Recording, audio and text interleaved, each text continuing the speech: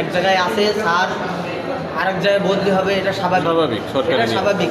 এটা নিয়ে যদি আপনি এইখানে ক্ষোভ প্রকাশ করে দেন, তাহলে আমাদের ছাত্রদের সামনে আপনি নিজে শিখবো একটা, আমরা কি শিখবো আপনার কাছ থেকে, আপনি আমাদের কি শিখাইতে আসছেন, একটা বিষয় নিয়ে একটা বিষয় যদি আপনি এত বড় করেন, সামান্য একটা ফুলের তোড়া, আপনাকেও তো আমরা এইখান থেকে হাসি মুখে মানে দুঃখের সহিত বলেন, যেভাবে বলেন, আমরা তো আপনাকে মানে বিদায় জানানোর জন্য আমরা মনে মনে একটা পদক্ষেপ নিয়েছি, আমরা টাকা উঠাইছি। এখন আপনি যদি আমাদের এটা আপনি আমাদের জানাতে পারতেন, আমাদের স্যারকে, আমাদের সেটাকে অপমান না করে।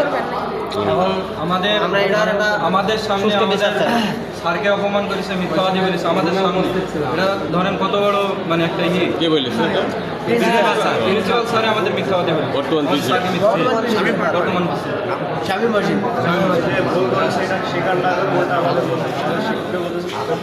মিথ্যাবাদী। ঠিক আছে।